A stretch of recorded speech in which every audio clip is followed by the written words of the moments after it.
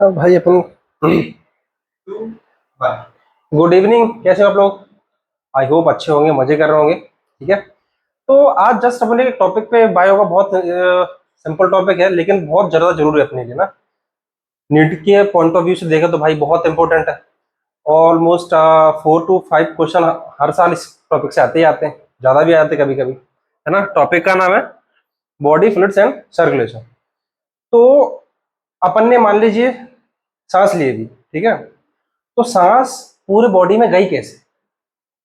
CO2 है, cell से respiration होता है, CO2 निकलती है। तो वो बॉडी सेल से टिश्यू तक, टिश्यू से लेके लंग्स तक आई कैसे?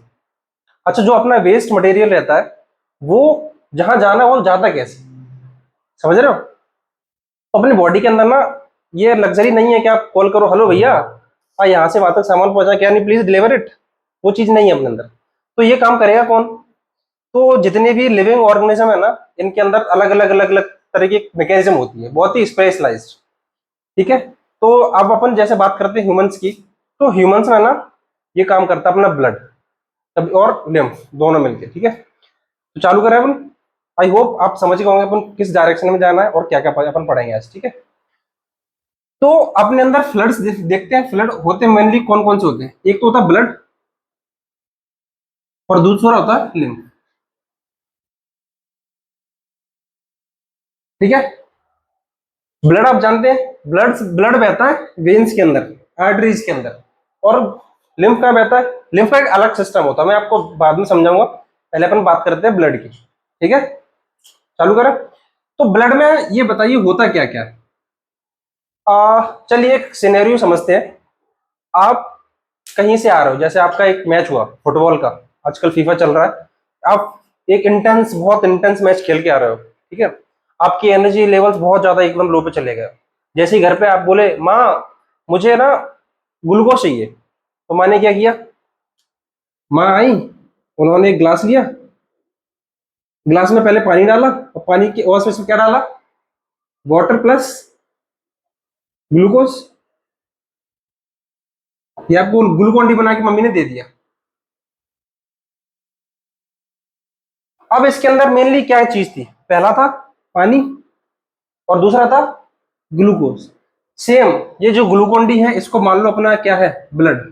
कैसे? देखिए, इसमें मेनली दो चीज होती हैं। एक होता है प्लाज्मा और एक होता है उसके फॉर्म्ड एलिमेंट्स। बोलो sir, what do you mean by formed elements? जैसे कि पानी में अपन ने क्या डाला था? ग्लूकोज। सेम प्लाज्मा में डले रहते हैं RBC, WBC, प्लेटलेट्स। इनको अपन क्या बोल देते हैं? Formed elements. और जो पानी को कंपेयर अपन ने किससे कर दिया? प्लाज्मा से। आई होप इतना समझ में आ गया होगा। चलो जल्दी से फटाक से देखते हैं क्या होता है। ब्लड मेनली दो चीज से मिलकर बना होता है। One is plasma and another is उसके फॉर्म्ड एलिमेंट्स। ठीक है। अब ये अपनी जो टोटल ब्लड रहता है उसका 55% अकेला क्या रहता है? अकेला रहता है प्लाज्मा। बाकी बचा 45% क्या रहता है? अपना फॉर्म्ड एलिमेंट। अच्छा, फॉर्म्ड एलिमेंट्स में क्या क्या होते हैं ये देखिए। फॉर्म्ड एलिमेंट्स में पहला एरिथ्रोसाइट्स। एरिथ्रोसाइट्स मींस इसको ही दूसरा नाम दे दिया RBC, रेड ब्लड सेल्स। ठीक है। दूसरा होता है ल्यूकोसाइट्स, मींस WBC। ठीक है। तो तीसरा इसमें एक आ गया थ्रोम्बोसाइट्स। थ्रोम्बोसाइट्स यानी कि प्लेटलेट्स। बोलिए, इतना क्लियर है? ब्लड में, ब्लड मेनली दो component, plasma and formed elements. Plasma कितना? 55%, फॉर्म्ड एलिमेंट्स 45%। फिर फॉर्म्ड एलिमेंट्स में क्या क्या आया? उसमें आया एरिथ्रोसाइट यानी RBC, ल्यूकोसाइट यानी WBC और थ्रोम्बोसाइट यानी प्लेटलेट्स। अब ल्यूकोसाइट्स को भी अपन डिवाइड करते हैं on the basis of granules. ये दो टाइप की, ग्रेन्युलोसाइट्स एंड ए ग्रेन्युलोसाइट्स।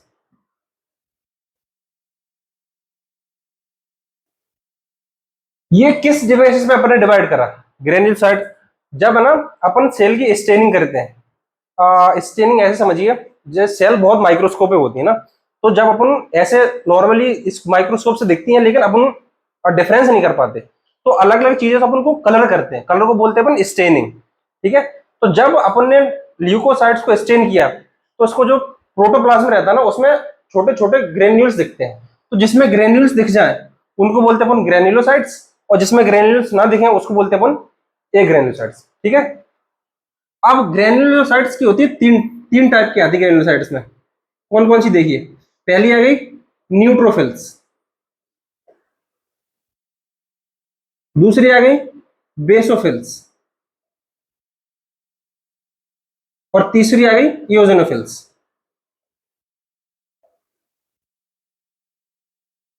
और ए ग्रेन्युलोसाइट कौन कौन सी हो गई, मोनोसाइट्स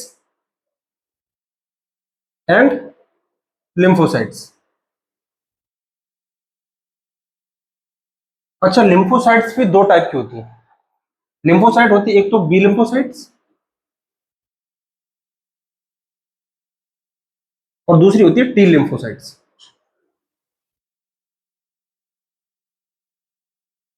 क्या इतना सभी को क्लियर है, ब्लड के अंदर क्या क्या कैसे कैसे कहां तक पहुंचे अपन, बोलो, इतना समझ में आ गया? तो अभी अपन चलते हैं प्लाज्मा। ठीक है, अच्छा ये बताओ प्लाज्मा होता क्या है। अगर मान लीजिए देखिए एक कंटेनर है अपने पास ऐसा, ठीक है, कहीं आप गए ब्लड बैंक में, ठीक है, ब्लड डोनेट करने, तो एक पाउच में उन्होंने क्या ब्लड निकाला और ऐसे ही रख दिया, ठीक है, नॉर्मल। तो अगर आप देखोगे कि कुछ टाइम बाद, ठीक है, ये वैसे तो पूरा ब्लड रेड है, लेकिन जब रखा रहेगा कुछ टाइम बाद आप देखोगे कि जो रेड रेड पोर्शन है ना वो नीचे हो गया, ठीक है, प्रेसिपिटेट हो गया नीचे, और जो हल्का सा पेल येलो कलर का है, जो पेल येलो सब्सटेंस है ना, वो ऊपर आ गया है। ठीक, जो आप देखते हो ना पेल येलो वाला, वही है प्लाज्मा। ठीक है, आया समझ में? तो बताइए इसका प्लाज्मा का कलर कैसा होता है? प्लाज्मा कलर होता है पेल येलो।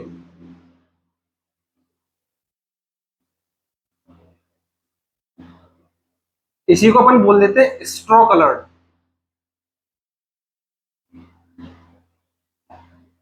ठीक है जी, कोई दिक्कत? ये होता है विस्कस फ्लूइड होता है, फॉर्मिंग मैट्रिक्स।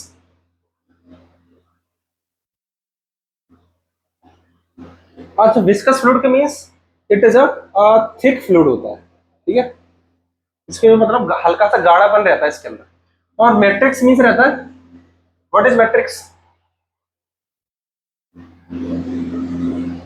और matrix it is a non living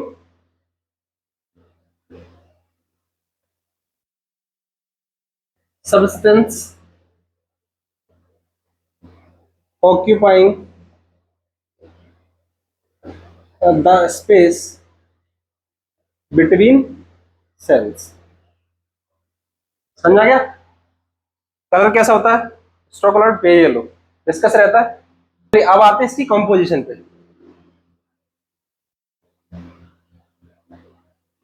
अपना जो प्लाज्मा रहता है वो मिलके किससे बना रहता है? ब्लड का पता है ना, 55% प्लाज्मा था। अब प्लाज्मा देखते हैं कि प्लाज्मा में क्या क्या रहता है। तो प्लाज्मा में रहता है 90 से लेके 92% तक ओनली वाटर। क्या रहता है? वाटर। बाकी बचा 6 से लेके 8% तक रहती है इसमें प्रोटीन्स। प्रोटीन से मेजरली तीन टाइप के प्रोटीन। पहली फाइब्रिनोजेंस, दूसरी ग्लोबुलिन्स, एंड तीसरी एल्ब्यूमिन्स।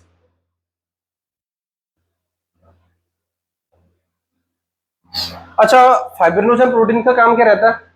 जो अपना ब्लड क्लॉट रहता है ना, वो उसके जो सारे क्लॉटिंग फैक्टर्स किस में रहते हैं? वो रहते हैं इस फाइब्रिनोजन में।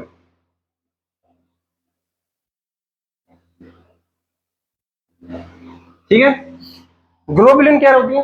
ग्लोबुलिन मेनली जो बॉडी का डिफेंस मैकेनिज्म रहता है उसमें हेल्प करती है।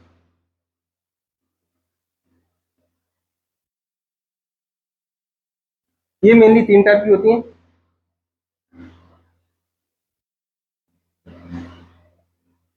Alpha globulins, beta globulins and gamma globulins.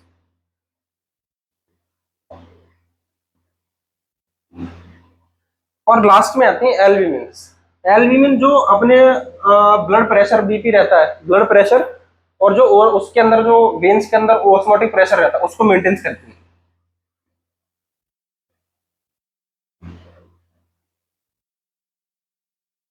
Balancing the osmotic pressure of blood. Osmotic pressure क्या होता है पता है? जब कोई पार्टिकल हाइयर कंसंट्रेशन से लोअर कंसंट्रेशन की तरफ जाए through a semi permeable membrane, उसको बोल देते हैं अपन डिफ्यूजन। ठीक है, यही डिफ्यूजन जब लिक्विड में हो जाए तो उसको बोलते हैं अपन ऑस्मोसिस। ठीक है, तो वो वाला प्रेशर को मेंटेन करने का काम कौन? एल्ब्यूमिन्स। समझ में आ गया? ग्लोबुलिन्स का काम जो डिफेंस मैकेनिज्म है उसमें, और जो फाइब्रिनोजन में, ठीक है, उसका काम क्या रहता है? उसका काम रहता है क्लॉटिंग फैक्टर्स, ब्लड क्लॉट में हेल्प करना। अब इसके बाद इसमें कुछ मिनरल्स रहते हैं। कौन कौन से मिनरल्स? सोडियम हो गया,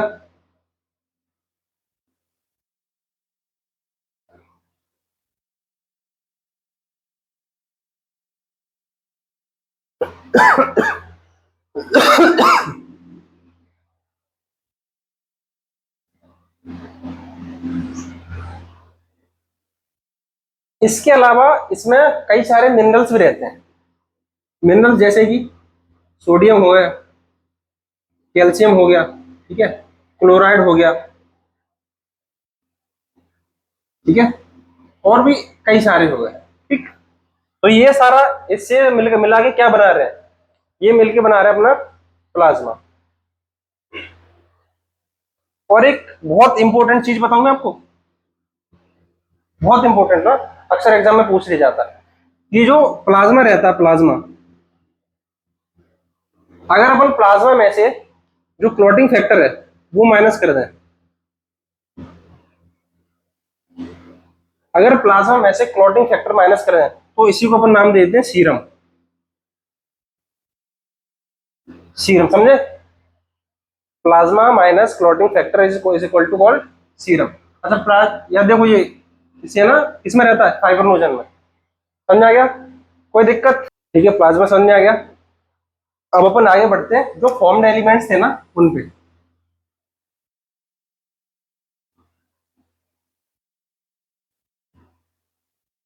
फॉर्म्ड एलिमेंट्स मैंने तीन बताए थे। कौन से? पहला आया एरिथ्रोसाइट्स, मींस आरबीसी। दूसरा आया अपना ल्यूकोसाइट, मींस डब्ल्यूबीसी। तीसरा आया अपना थ्रोम्बोसाइट, यानी कि प्लेटलेट्स। ठीक है, तो पहले अपन आरबी डब्ल्यू ठीक है, तो पहले अपन देखते हैं RBC. These are the most abundant,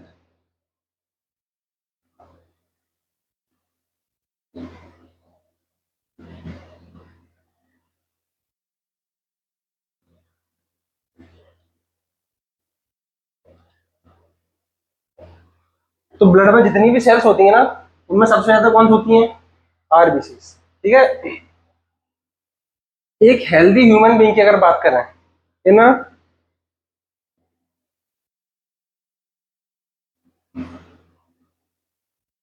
healthy adult mail, ये जाती हैं 5 से लेके 5.5 मिलियन पर क्यूबिक एमएम ऑफ ब्लड। कितनी? 5 से लेके 5.5 मिलियन पर क्यूबिक एमएम ऑफ ब्लड। ठीक, अब ह्यूमंस में इनका अगर शेप की बात करें, इन ह्यूमन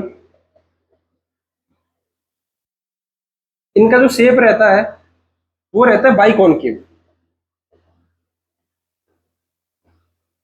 बाइकॉनकेव समझ रहे हो क्या होता है? एक डिस्क है, ये मान लीजिए एक डिस्क है, क्या है? एक डिस्क।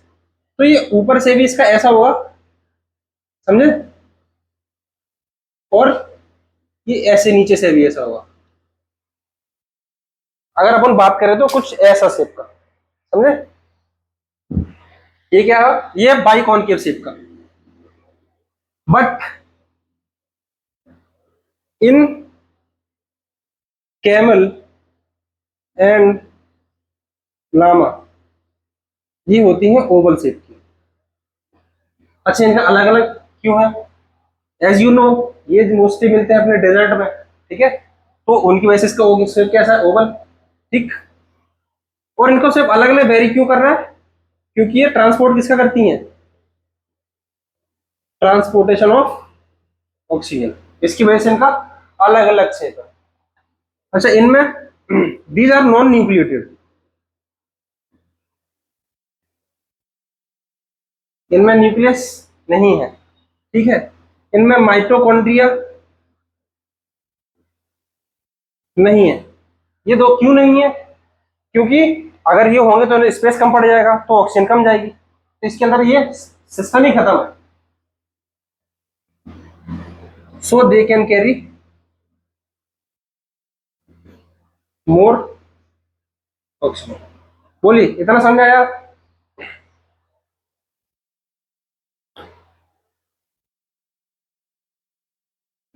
बोलिए, इतना समझ में आया? अच्छा, अब इनके अंदर माइटोकॉन्ड्रिया नहीं है, तो ये कैसे रेस्पायर करती हैं? मेरा रेस्पिरेशन होता है एनोरोबिकली।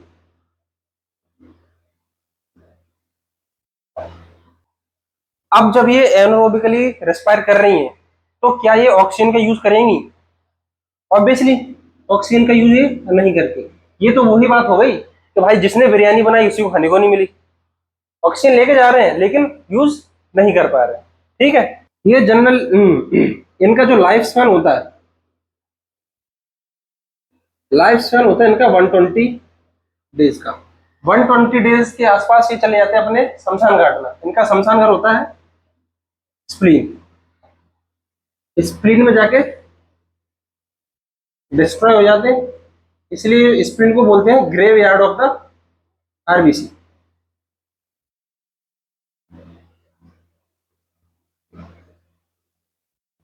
बोलिए, इतना हो गया?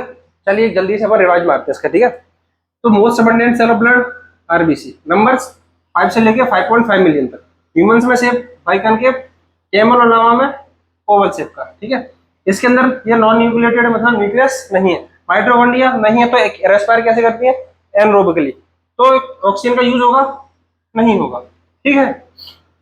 लाइफ स्पैन होता है इनका 120 डेज का, और जाके स्प्लीन में जाके डिस्ट्रॉय हो जाती है, तो उसके स्प्लीन को क्या नाम दे देते हैं अपन? Graveyard of the RBC. इसको स्प्लीन को अपन नाम दे देते हैं ग्रेवयार्ड ऑफ द आरबीसी। बोलिए, इतना समझ में आ गया? अब इसमें एक जो आरबीसी होती है, उसमें एक चीज होती है हीमोग्लोबिन।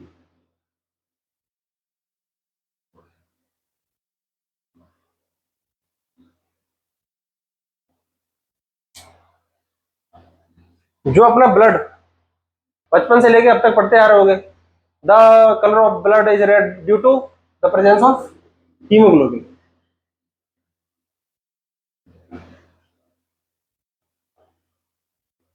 अच्छा, रेड कलर क्यों होता है? Due to presence of iron.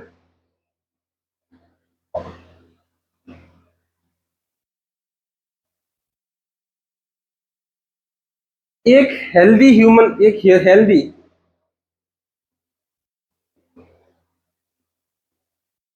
एक हेल्दी अडल्ट में रहता है 12 से लेके 16 ग्राम ऑफ हीमोग्लोबिन। समझ गया? अच्छा, एक चीज आई, एक टर्म आया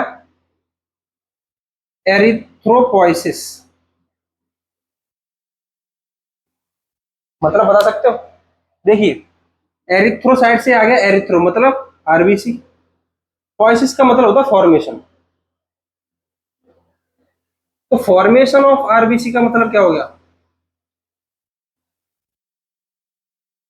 फॉर्मेशन ऑफ आरबीसी को अपन ने क्या बोला? एरिथ्रोपोइसिस। अच्छा, मैं दूसरा टर्म दे रहा हूं, ल्यूकोपोइसिस।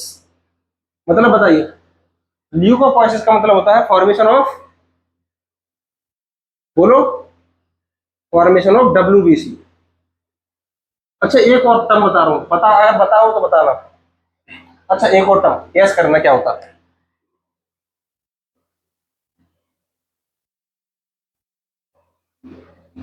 हीमोपोइसिस, बता सकते हो?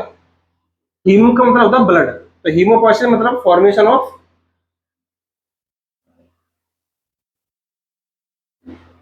ब्लड। बोलिए।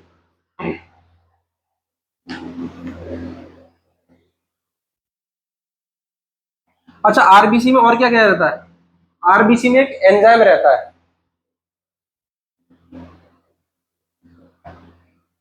उसका नाम रहता है carbonic anhydrase.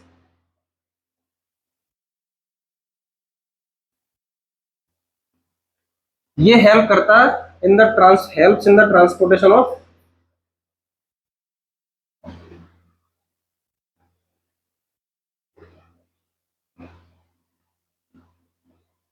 CO2। Carbon dioxide के उसमें कौन हेल्प कर रहा है?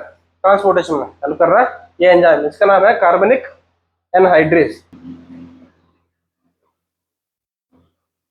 आरबीसी का ना हम फंक्शन देखते हैं।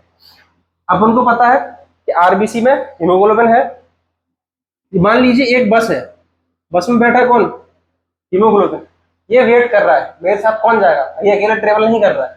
ठीक है, भाई को चाहिए कोई साथ में जाने वाला। जैसे ही भाई अपना पहुंचा लंग्स में, लंग्स में मिल गई इसको, अरे वो नहीं, इसको मिली ऑक्सीजन। ठीक है, तो एक सीट पे ऑक्सीजन, एक सीट पे हीमोग्लोबिन, मजा नहीं आ रहा था दोनों को। और हीमोग्लोबिन ने बोला प्लीज कम विद मी। तो ये दोनों मिलके इन्होंने एक कॉम्प्लेक्स बनाया, कॉम्प्लेक्स को नाम दे दिया ऑक्सी हीमोग्लोबिन।